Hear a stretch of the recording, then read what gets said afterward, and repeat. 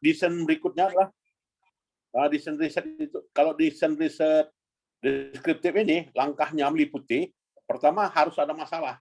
Nah, jadi kita harus temukan dulu masalah ya.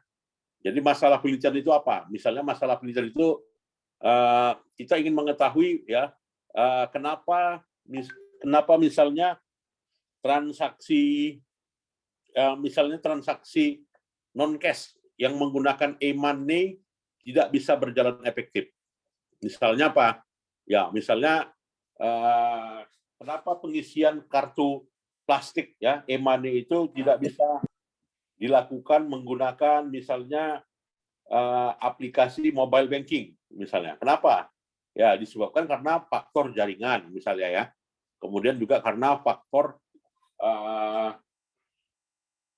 kesiapan infrastruktur ya. Itu juga karena faktor gagap teknologi. Nah, jadi 3 variabel itu ingin diteliti. Jadi permasalahan di lapangan yang ada 3 hal itu. Jadi berdasarkan permasalahan yang ada di lapangan, maka 3 hal itulah yang merupakan masalah ya yang harus dirumuskan. Nah, jadi kalau kita rumuskan 3 masalah itu, yang pertama, apakah gitu kan? Apakah jaringan mempengaruhi gitu kan penerapan transaksi non tunai dengan e-cash ya atau juga e-wallet. Nah, faktor jaringan yang pertama ya. Yang kedua adalah faktor infrastruktur gitu ya. Ya, infrastrukturnya belum memadai ya. Apakah infrastruktur berpengaruh signifikan ya terhadap pemasangan jaringan atau juga implementasi transaksi non tunai. Atau juga faktor yang lain ya, faktor kebiasaan ya, atau juga faktor adaptasi teknologi itu sendiri gitu ya oleh masyarakat yang belum menguasai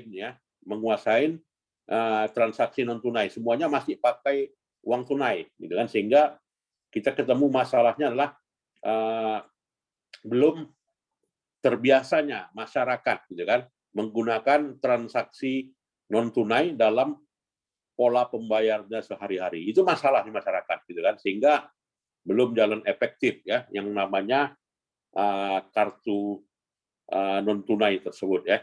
Nah, itu. Jadi langkah yang pertama kita rumuskan masalahnya. Itulah dapat masalahnya ya.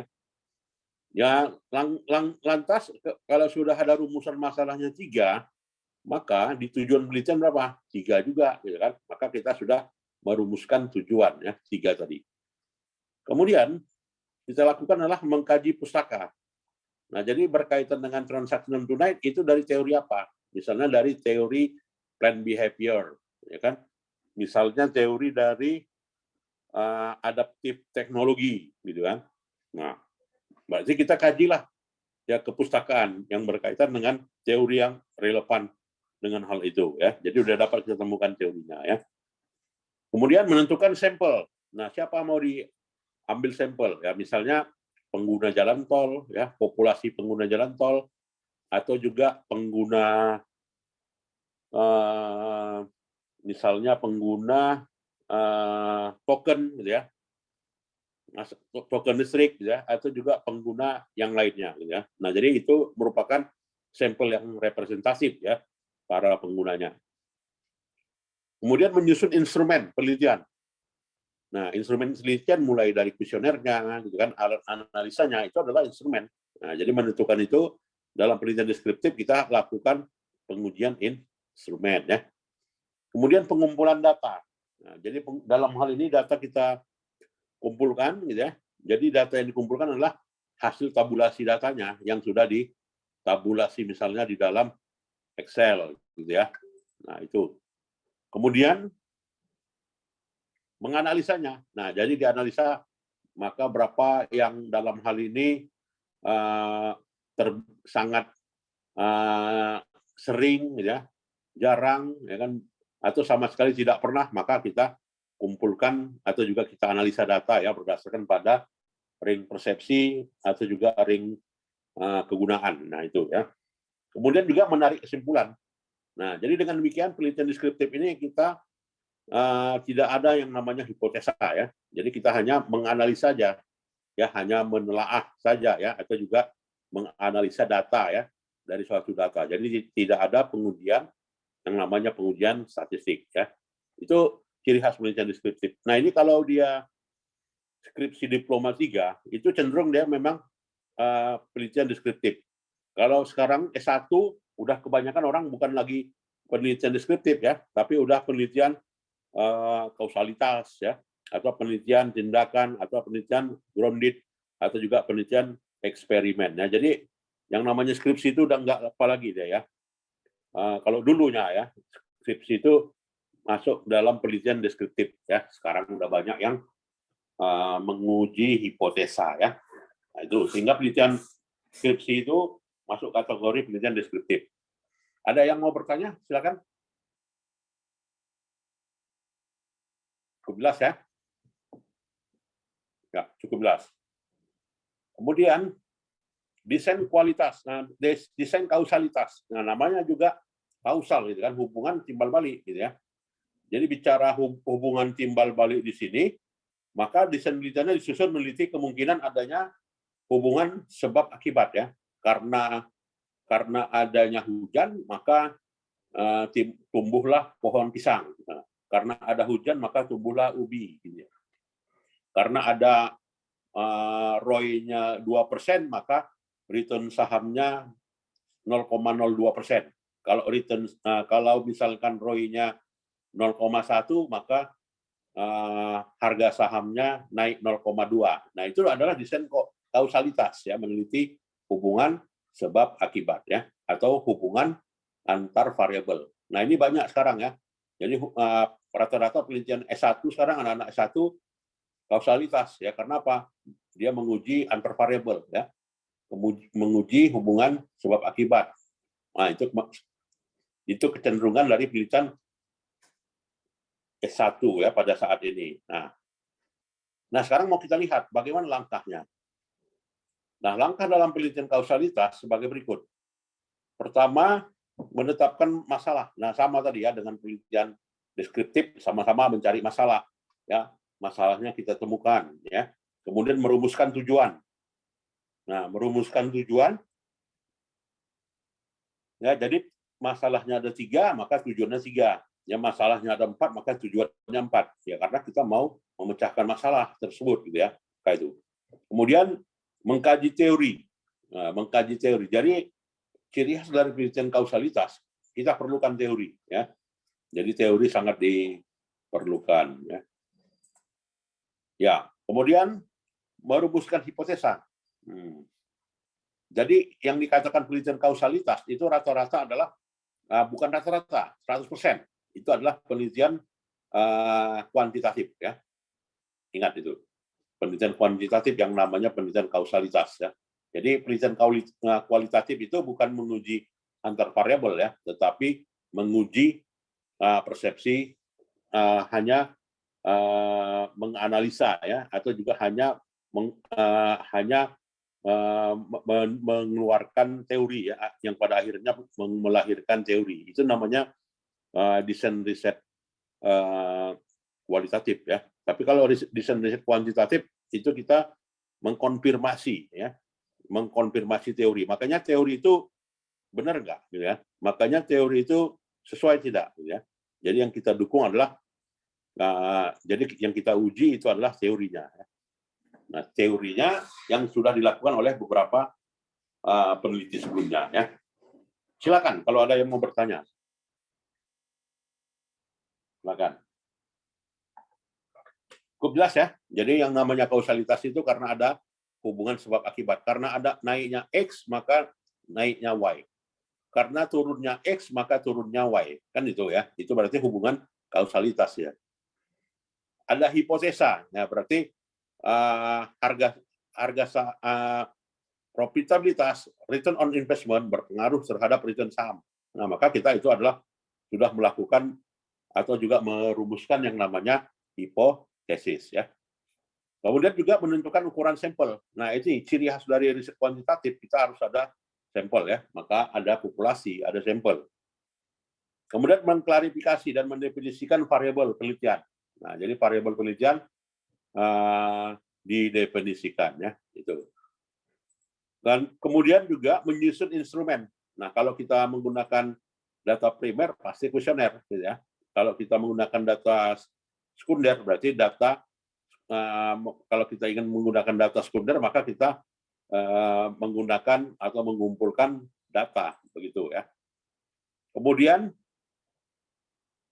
ya mengklasifikasi dan mendefinisikan variabel, kemudian menyusun instrumen ya. Nah, instrumen termasuk tadi uji validitas dan uji reliabilitas. Nah, uji validitas itu apa?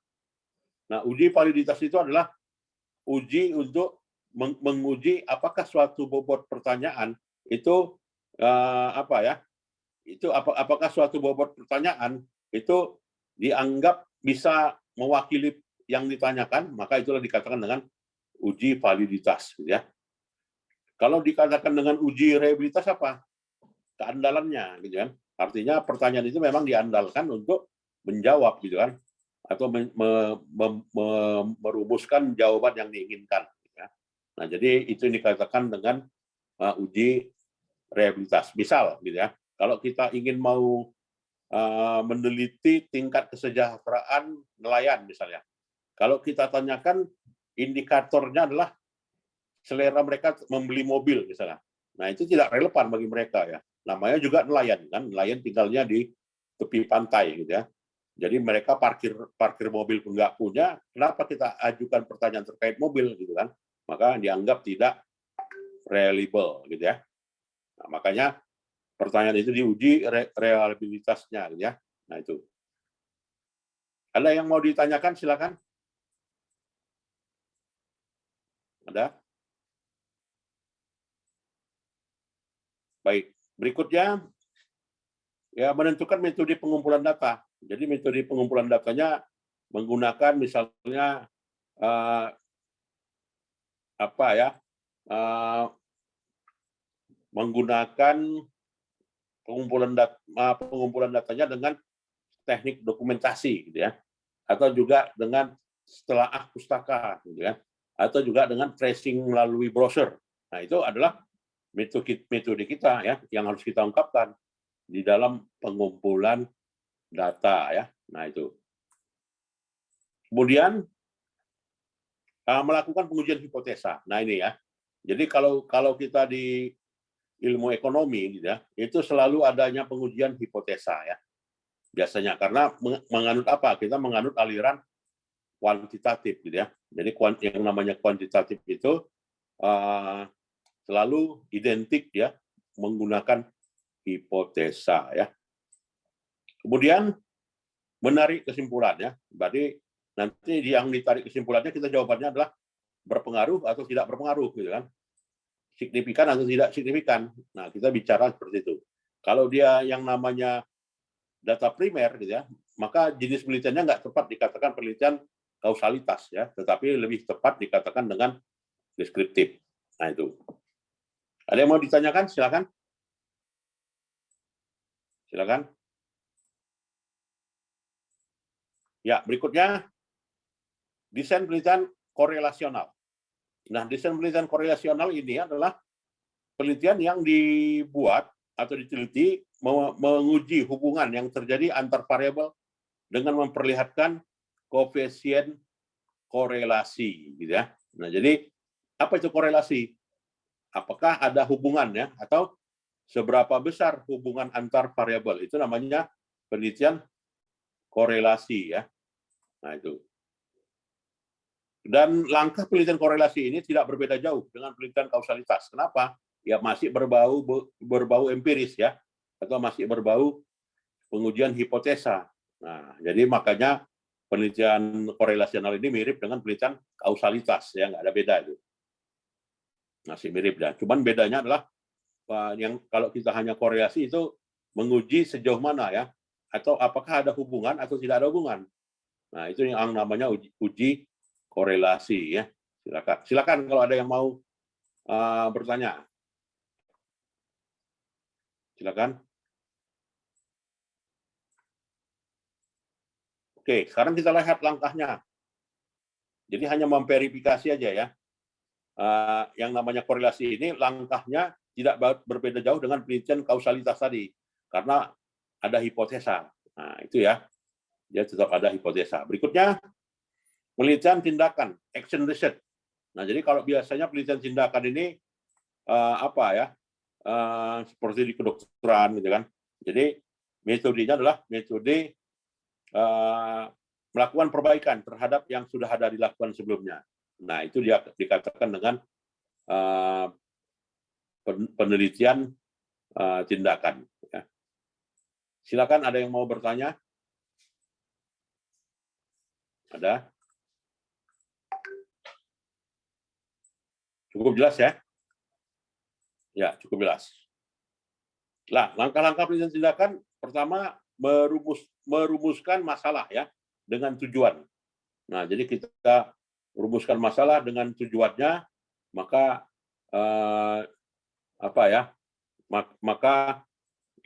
sudah dapat kita menentukan penelitian yang namanya penelitian korelasi itu. Penelitian tindakan ya. Kemudian membuat kajian pustaka, nah, tetap ya.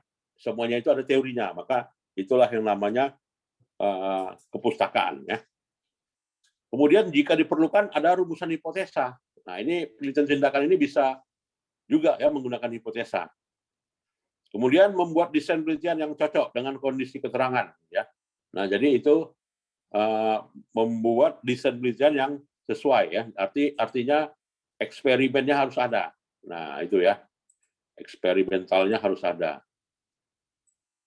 Kemudian menentukan kriteria evaluasi dan teknik analisanya ya. Jadi menentukan kriteria evaluasi dilakukan misalkan bagaimana goodness of it ya, atau juga kelayakan sebuah model. Nah, itu adalah penelitian yang dikatakan dengan penelitian tindakan ya.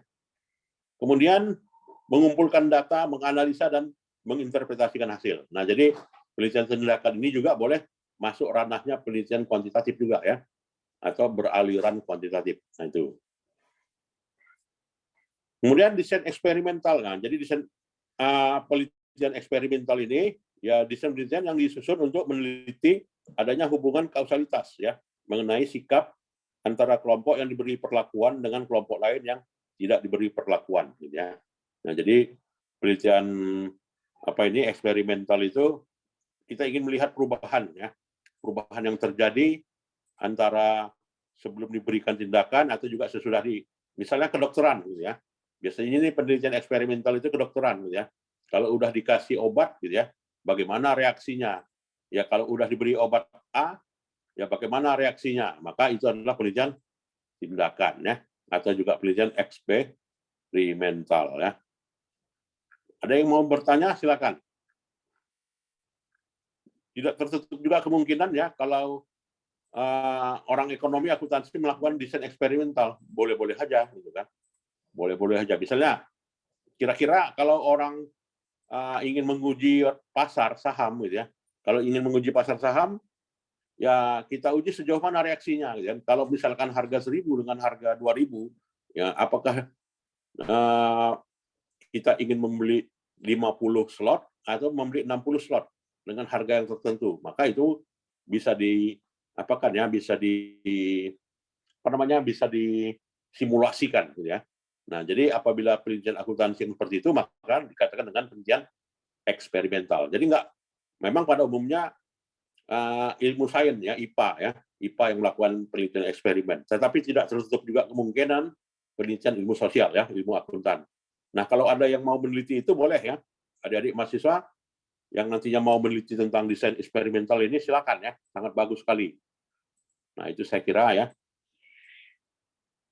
Ya.